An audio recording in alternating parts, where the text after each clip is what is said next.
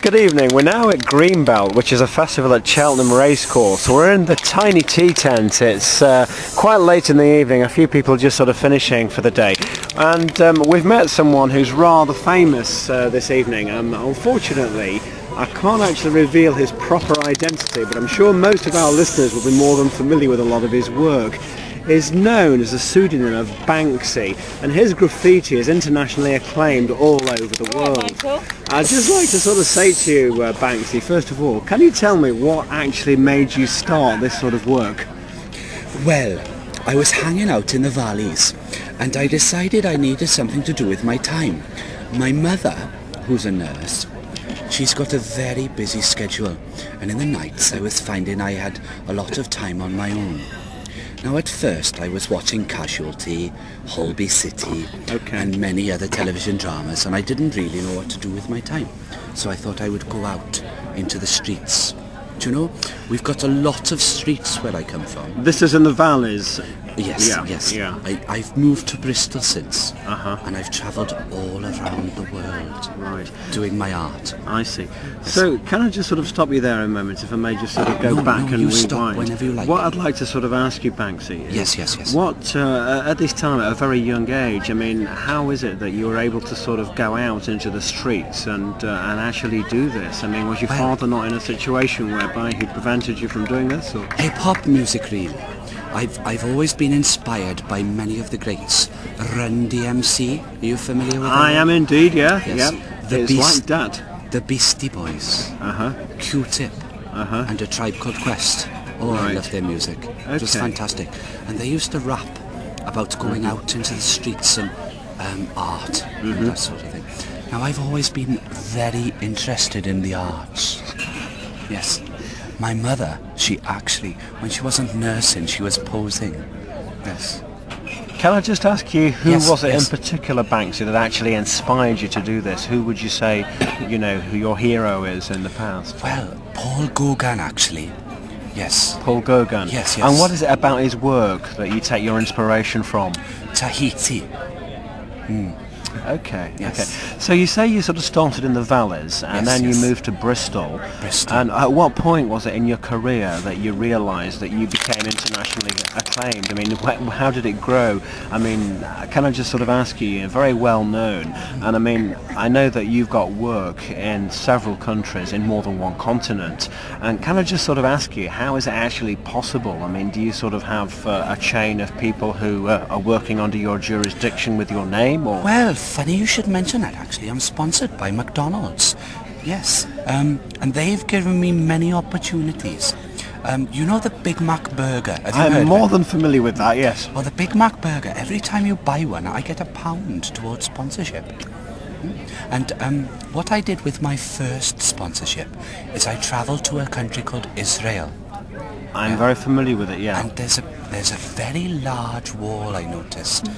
Very, very large. Are you referring to the separation wall between the West Bank and the State of Israel? Oh, it's beautiful. And what I did this rather clever picture on there. Now I've seen many pictures in books. As a child I read many books. And I did this beautiful picture.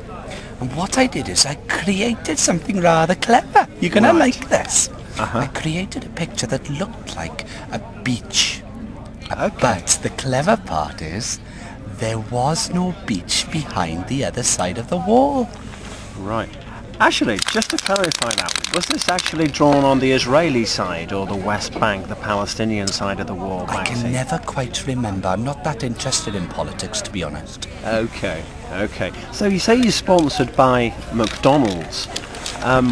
Do they actually ask you to sometimes paint the golden arches on walls and public buildings, as it were, or is it just something which is not necessarily revealed and in the public domain? Well, funny you should mention it, actually. But I do a second job. I'm Ronald McDonald. I paint my face and wear a funny wig, and I go for the children's parties. Okay, that sounds good fun, actually. Yeah. People often shout things like wanker when I'm doing them, but I never take any notice. Absolutely, that's definitely. So what is it that brings you here specifically to the Greenbelt Festival this evening?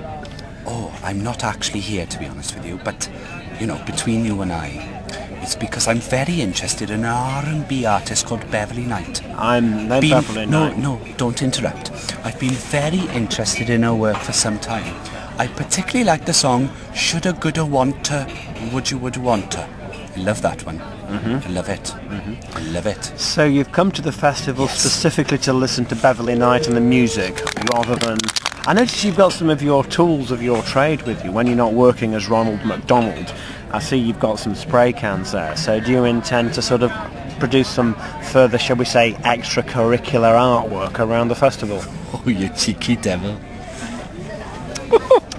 Do you know, I do quite a lot of interviews in my time in my profession, Banksy, and you're really growing on me. I was a little bit sort of apprehensive at first because you never quite know what sort of character is going to be revealed. Of course, we can't reveal your true identity, so my next question leads me on to your identity.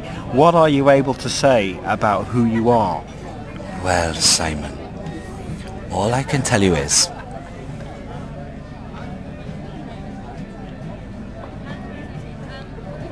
Go on. I see. I take it that from that silence we're not able to say any more to our listeners about the true identity of Banksy. But what I would like to just sort of conclude is with what a pleasure it is to meet you, and I very much look forward to enjoying some more of your work. Well, actually, we always shake with the left hand in Wales. I'll shake with the left hand.